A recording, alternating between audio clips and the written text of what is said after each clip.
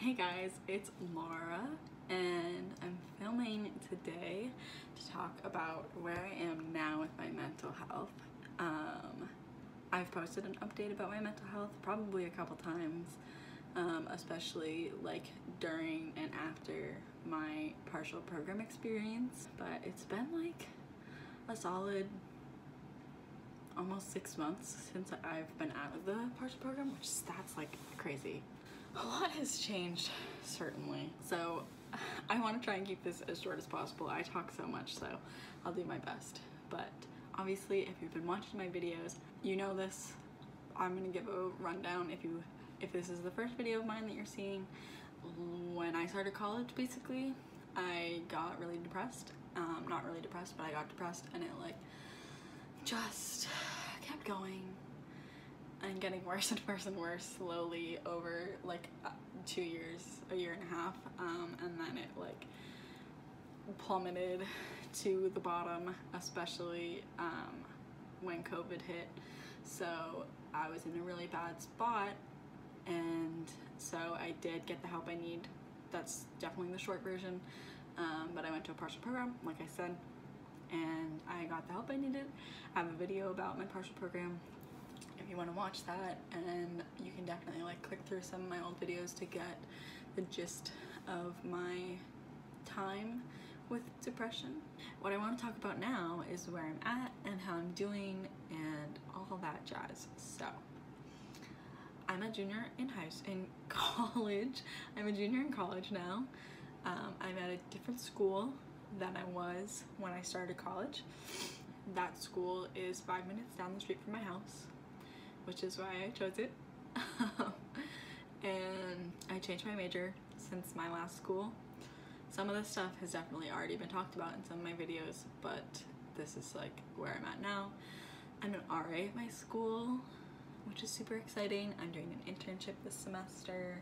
I'm making friends, which is so exciting. And I think most importantly, and this is so cheesy, and I'm gonna talk about this a little bit more in depth in this video, but I'm starting to like feel happy again for real.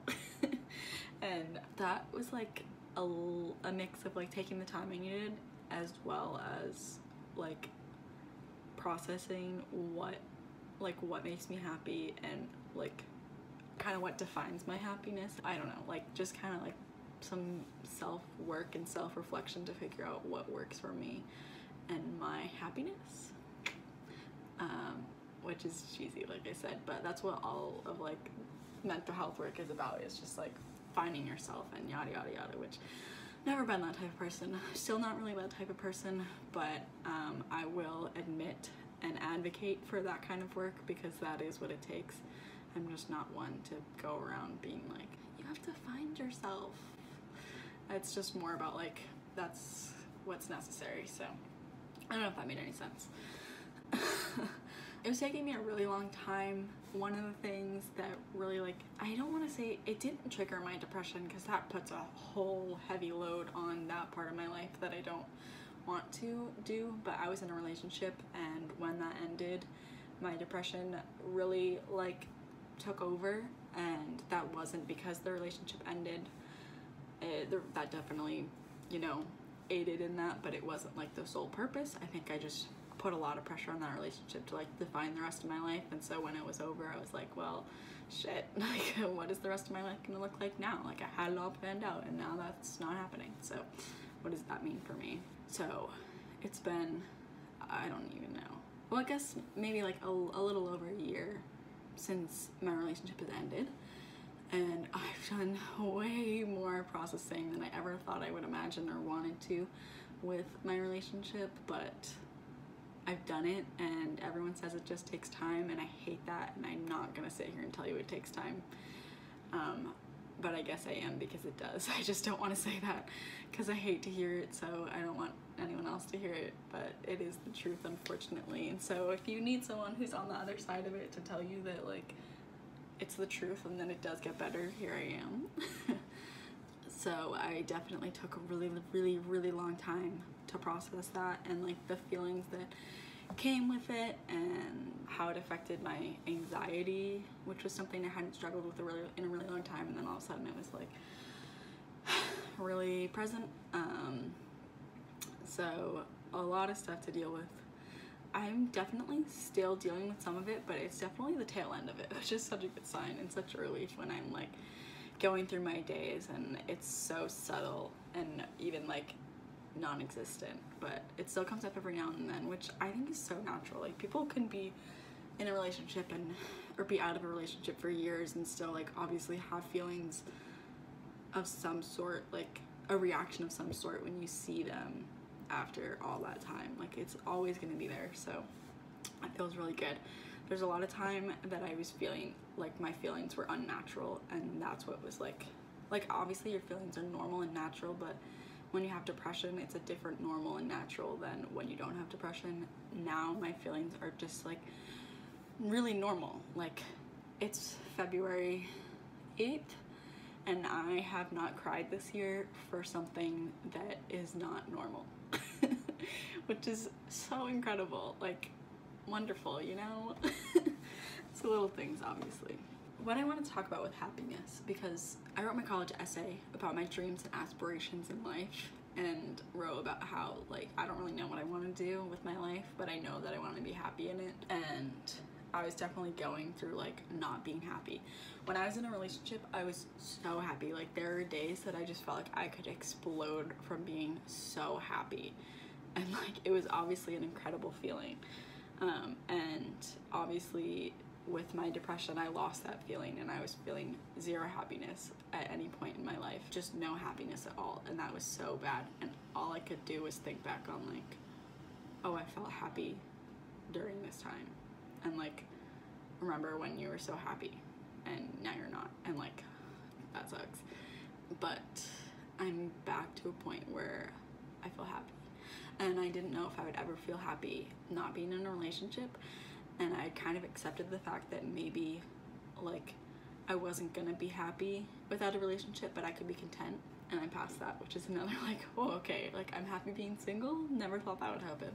Once I realized that like waiting around for a relationship to come to make me happy was gonna make my life really shitty, it like kind of took a turn for how I was looking at my happiness. Every night I write in my notes, like my notes app on my phone, things that make me happy, and I've been doing that for this whole year, like every night for this year so far.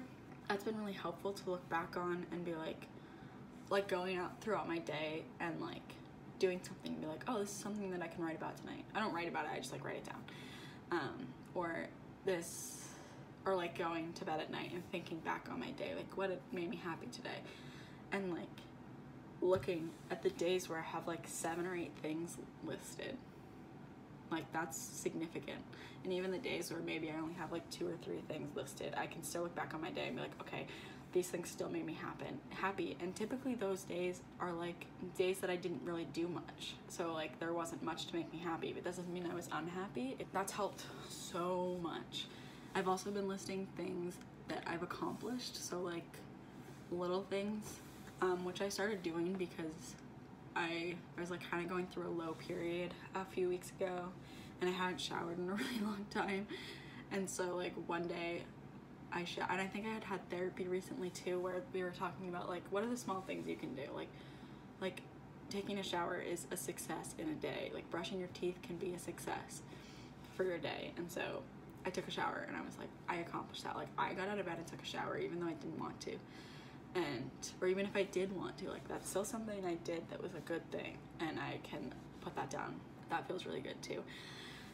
I feel like the moral of it is that I realized in the past year how much I relied on someone else to be proud of me, and someone else to make me happy or be in my life so that I can be happy, in a way that like my parents can tell me they're proud of me, but they're my parents and like I love them, but it's the thing where like your parents have to be proud of you and they have to love you, and so I appreciate that and I love them. But like when I was in a relationship and someone was choosing to love me and choosing to be proud of me, it felt like really different. And even now saying that, like, how do my parents have to love me but I don't feel like I have to love myself? Like, I didn't love myself, I didn't feel proud of myself, and I wasn't happy. And in the last couple of months I've started to realize I've done things, gotten jobs, gotten grades that I am so proud of myself for. Like, I have a 3.9 GPA at my new school, and I'm not even embarrassed to be like, you know, some people get embarrassed to say that stuff because they're like, feel like they're bragging about it, but like, heck yeah, I'm bragging about it. Like, I worked really hard for that, and I'm proud of myself. So there's nothing wrong with that. Like, I am proud of myself for that. I am proud of myself for becoming an RA. I'm proud of myself for feeling comfortable here at the school and being more comfortable around the people and like just getting involved because that's what I wanted to do. So like, I literally had like a realization one night that I was just like, wait a second, I'm proud of myself. That was a big realization for me. And like the happiness stuff, just realizing, I've realized it a lot over the last couple of weeks that like I'm making myself happy now, and I'm finding things that make me happy, and like just making note, like that list I was talking about, like seeing the things that are repeating on that list that make me happy, and like realizing, okay, every time I go skiing I put it down. Like, there's not a time that I've gone skiing that I haven't put it on the list, so I should ski. That makes me happy. Just like incorporate those things into your life more, and like it slowly over time it'll bring you more happiness. Thinking back to that, the college essay I wrote, like with my end goal being to be happy, what does that mean? Like, okay, so I want to be happy, but when am I gonna reach that goal, and what's gonna happen after I reach that goal, and why am I not happy? Why is that my goal? But if I'm happy right now, it's not the same thing. Like, that's just because I'm happy right now, it doesn't mean I'm meeting my goal that I want to be happy.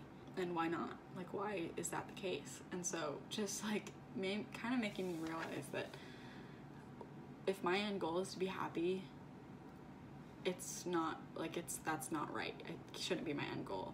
I can be happy every day. Like, I can do little things that make me happy right now. I don't have to work to something that's gonna make me happy when I could just be happy right now with the little things.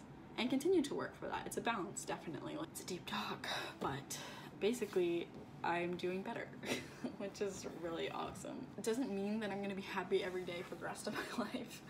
Like, stuff's still gonna happen. I'm still gonna have lows.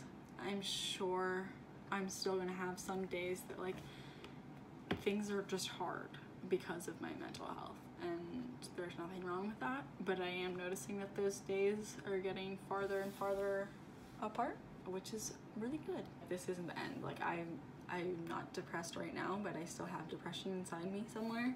It's a bug, and like, it's gonna come out, I'm sure, again at some point, even if it's not as bad, hopefully, as it has been. Like, it's something I fight every day. This is not the end of my mental health journey, for sure. It's not the end of me talking about mental health, for sure.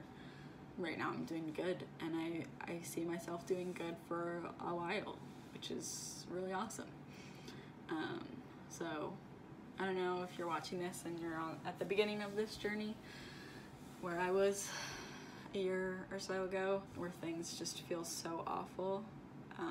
I feel grateful that I can still remember that feeling, because it helps me tell my story and helps me help others with their story, and it keeps me humble. I think that feeling sucks.